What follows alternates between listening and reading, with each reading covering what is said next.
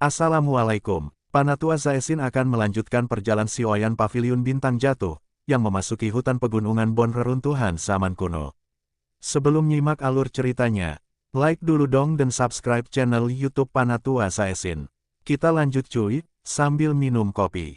Di spoiler alur cerita, Battle Through the Heavens Season 6 versi novel. Pertempuran melalui surga, bab 1245, Hutan Kuno.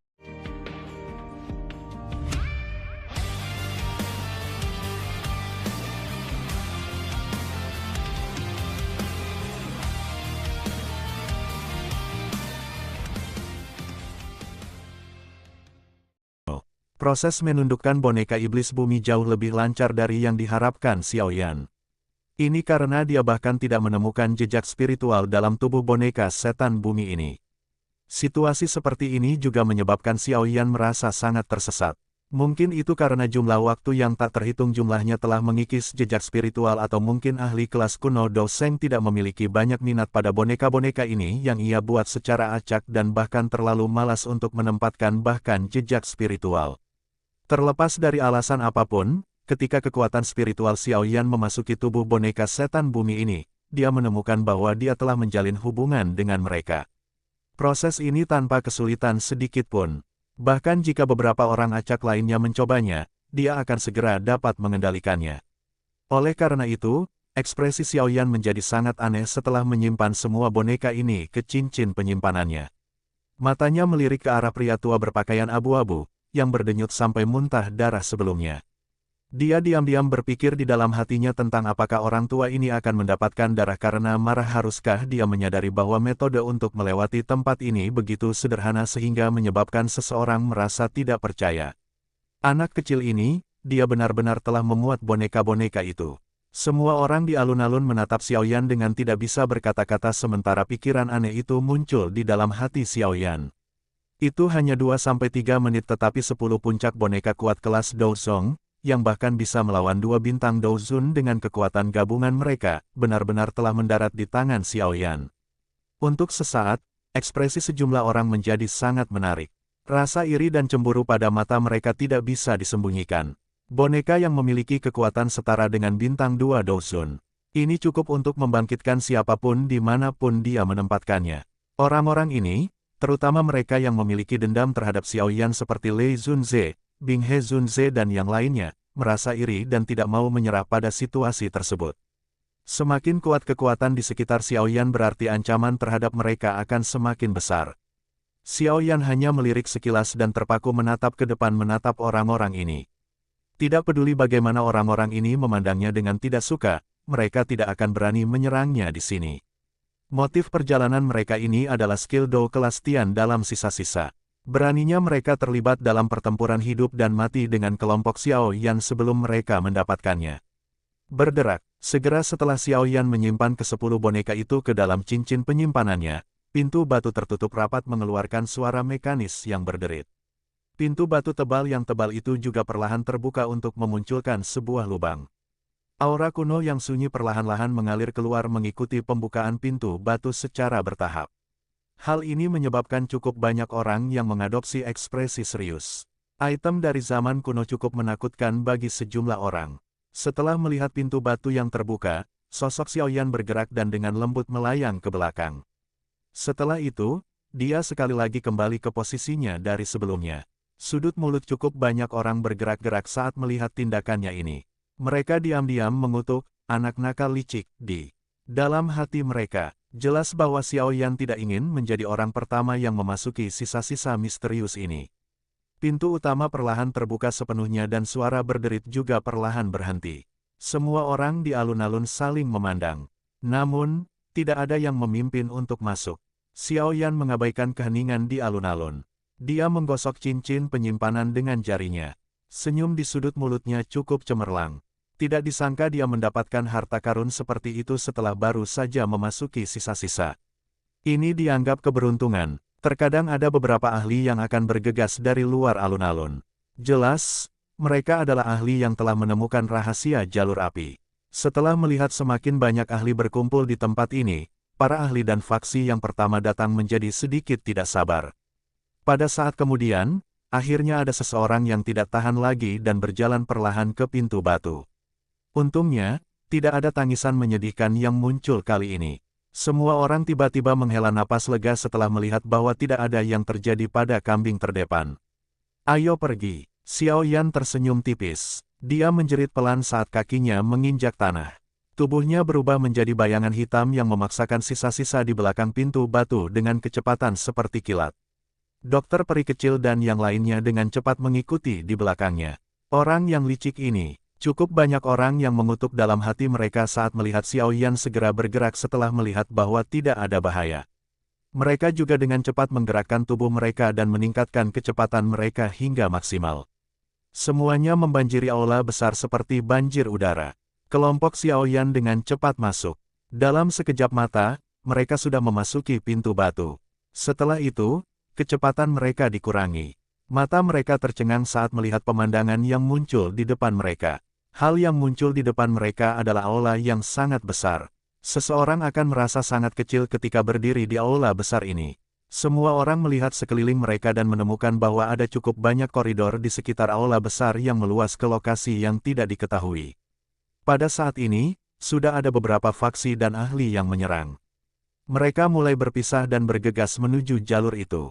Ziyan, bisakah kamu merasakan sesuatu? Xiao Yan mengerutkan kening saat dia melihat jalur ini dengan ujung yang tidak bisa dilihat. Dia berbalik ke arah Ziyan di samping dan bertanya. Tempat ini masih menjadi area pintu masuk aula besar. Interiornya pasti akan menjadi lebih rumit. Mereka benar-benar akan kesulitan mencari jika mereka menyerang secara acak. Saya bisa mencium beberapa aroma obat. Namun, itu sangat kabur. Ziyan mengernyitkan hidung dan berkata. Memimpin. Xiao Yan buru-buru berkata dengan gembira. Dimengerti. Ziyan mengangguk. Dia mengidentifikasi arah mereka sebelum bergegas menuju jalan setapak di sebelah kiri aula besar. Kelompok Xiao Yan buru-buru mengikuti. Jalan dari aula besar itu sangat lebar. Sepasang dari mereka tampak seperti burung kecil yang terbang di dalamnya. Mungkin juga untuk melihat beberapa ahli lain datang untuk mencari harta karun di sepanjang jalan. Untungnya, mereka tidak pergi dan mengganggu kelompok Xiao Yan. Kadang-kadang ada beberapa ruangan yang terletak di kedua sisi jalan ini. Kadang-kadang, sekelompok besar orang akan mengerumuni seperti bandit dan mulai menggeledah ruangan secara menyeluruh. Meskipun tindakan ini sangat bijaksana, memang ada beberapa orang yang beruntung yang telah menemukan beberapa metode Qi dan keterampilan Do. Namun, kelas mereka tidak terlalu tinggi. Yang terbaik dari semuanya hanya mencapai kelas D. Meskipun masalah ini terjadi, orang yang memperoleh harta itu masih akan cukup banyak menimbulkan panas yang berapi-api. Sementara kelompok Xiao Yan mengikuti aroma ramuan obat dalam pencarian mereka, mereka kadang-kadang menerobos masuk ke beberapa ruangan tetapi mereka tidak mendapatkan sesuatu yang berguna. Sepertinya harta karun nyatanya tak disimpan di tempat-tempat ini. Melihat bahwa kamar-kamar ini tidak akan memberikan banyak hadiah, kelompok Xiao Yan juga sepenuhnya menarik perhatian mereka. Mereka fokus mengikuti di belakang Ziyan. Setelah mereka terbang sekitar 15 menit atau lebih di koridor, Ziyan di depan secara bertahap terhenti.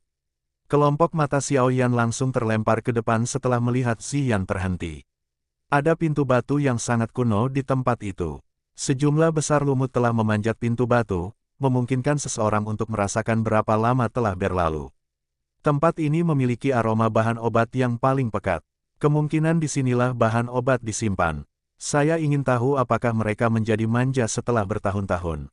Ziyan menunjuk ke pintu batu dan berkata, tidak seperti itu. Seorang elit Doseng memiliki banyak cara untuk mengawetkan bahan obat selamanya. Xiao Yan sampulnya. Dia perlahan melangkah ke depan dan dengan hati-hati memeriksa tempat itu. Hanya setelah menemukan bahwa tidak ada jebakan, dia menggunakan kekuatan untuk mendorong pintu batu terbuka. Gemuruh. Di tengah suara yang rendah dan dalam, pintu batu tebal yang berlumut dan tebal itu perlahan terbuka. Gelombang aroma obat yang kaya telah disimpan selama bertahun-tahun dan jumlahnya segera melonjak. Itu menyebabkan pikiran setiap orang menjadi kuat. Kejutan juga melintas di mata Xiao Yan saat dia mengendus aroma ini. Dia meningkatkan kekuatan di tangannya dan pintu batu itu benar-benar terbuka. Cahaya terang yang menyilaukan keluar sehingga pintu batu terbuka penuh. Hal ini menyebabkan mata kelompok Xiao Yan menyempit. Mereka mundur 2 langkah dengan cepat dan doki dalam tubuh mereka juga mulai beredar dengan cepat. Mereka siap campur tangan dalam situasi tak terduga yang tiba-tiba. Cahaya perlahan melemah dan mata semua orang kembali terbuka. Segera, mereka dengan lembut menghirup udara sejuk. Di balik pintu batu itu bukanlah ruangan batu seperti yang diharapkan semua orang. Sebaliknya, itu adalah hutan kuno yang seluruhnya terdiri dari berbagai bahan obat langka dan berharga. Sial, dibandingkan dengan bahan obat di sini, 10.000 pegunungan obat milikku benar-benar bukan apa-apa. Xiongzhan melihat banyak bahan obat yang sangat langka di dunia luar ini. Wajahnya benar-benar tercengang. Apa? Xiaoyan juga sangat terpesona oleh hutan kuno ini, yang sepenuhnya terdiri dari bahan obat-obatan langka dan berharga. Lama kemudian sebelum dia pulih secara bertahap, dia dengan cepat menarik semua orang sebelum menutup pintu batu di belakang mereka.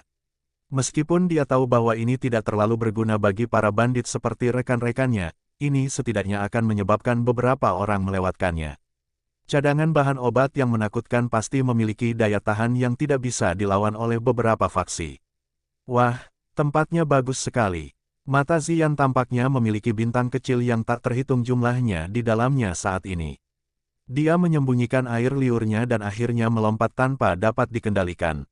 Setelah itu, ia meraih beberapa ganoderma dengan energi yang sangat kaya dan meraihnya. Dia kemudian memasukkannya ke dalam mulutnya.